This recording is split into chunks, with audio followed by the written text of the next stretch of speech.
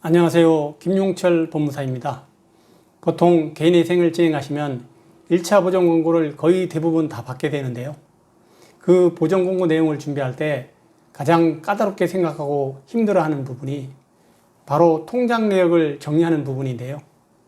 전국 법원 대부분 회생위원들이 보전 공고 내용에 빠지지 않고 요구하는 것이 최근 대출받은 돈의 사용처, 또 최근에 사용했던 통장 내역, 카드 거래 내역, 이런 것들을 자세하게 정리하라고 요구를 하고 있죠. 이때 우리가 어떤 것들이 주로 문제가 되는지 이 부분에 대해서 이번 시간에 말씀을 드려볼까 합니다. 이 문제가 되는 부분들이 많다고 하면 정리할 때도 매우 어렵고 청산 가치도 많이 올라가서 변제 금액을 산정할 때도 금액을 많이 내야 하는 경우가 생기죠. 그럼 이제 자세하게 하나씩 구체적으로 설명해 드리도록 하겠습니다. 오늘의 주제는 개인회생 통장 내역, 이런 것이 큰일 난다입니다.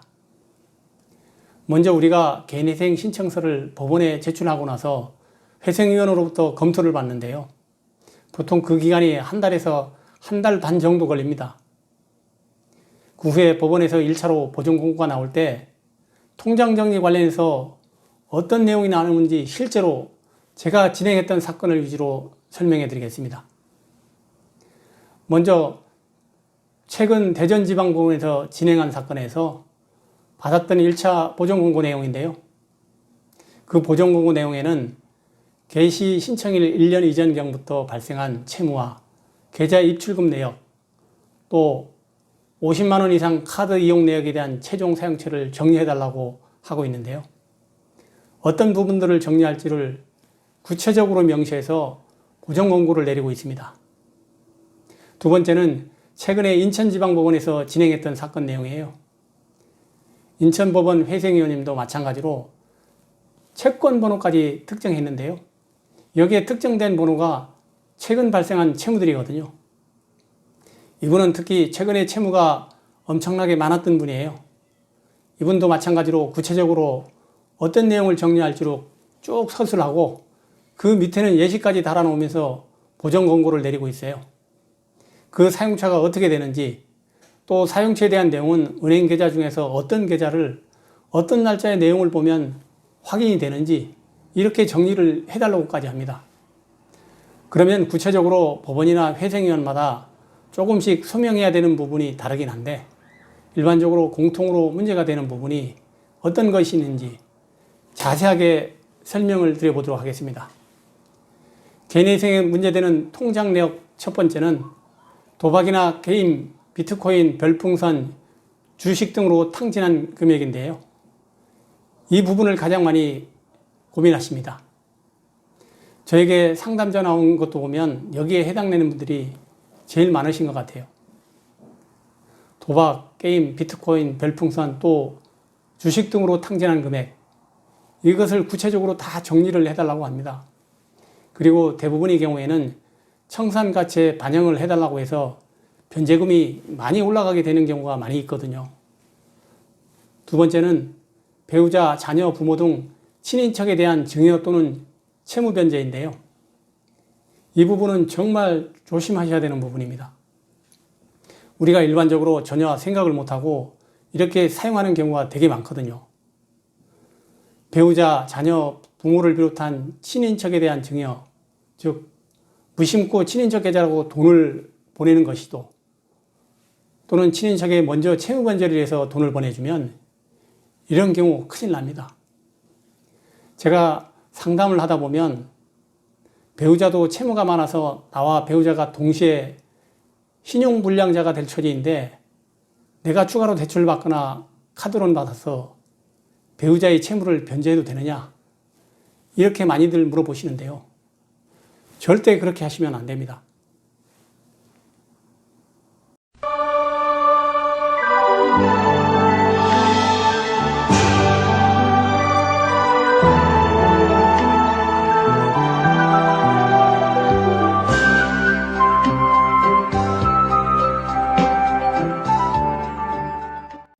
세 번째는 기관대출금 이외의 개인 채권자에 대한 편파 변제인데요. 여기서 기관 채권자라는 것은 은행이나 카드사 저축은행 같은 금융기관들을 말하는 것이죠. 기관채권자 위에 개인채권자, 즉 친인척, 친구, 지인들한테 빌렸던 돈을 먼저 갚게 되거나 은행에 대출을 받아서 또는 카드론을 받아서 지인들이 채무를 먼저 갚아버리면 편파변조로 문제가 생겨서 큰일 납니다. 이걸 특히 조심해야 되는 분들이 개인 사업을 운영하다가 사업을 정리하고 취업하는 경우에 이런 사장님들은 정말 조심해야 되거든요. 내가 사업을 정리하면서 가계보증금을 일부 돌려받은 것이 있거나 가게 설비나 비품을 정리하면서 생긴 돈이 있는데 이 돈을 아무 생각 없이 주변 지인이나 친척에게 빚이 있다고 해서 그걸 먼저 갚을 수도 있거든요. 근데 법률에서는 그걸 다 편파변제라고 해서 큰일이 날 수 있으니까 그런 돈 관련 사용은 꼭 전문가와 상의해서 어느 정도 선까지 괜찮은지 잘 알고 처리하시면 좋을 것 같습니다. 그리고 네 번째는 유흥비, 사치성 물품 등 소득 대비 과다한 사치성 지출입니다. 이것도 당연히 문제가 되거든요. 남자분들이 유흥비로 지출하신 금액이 크다든가 또는 사치성 물품을 많이 구매한다든가 가끔 금을 구입하시는 경우도 있거든요. 물론 카드를 돌려받게 하는 경우는 괜찮은데 앞에 이것은 역시 문제가 될 수 있어요.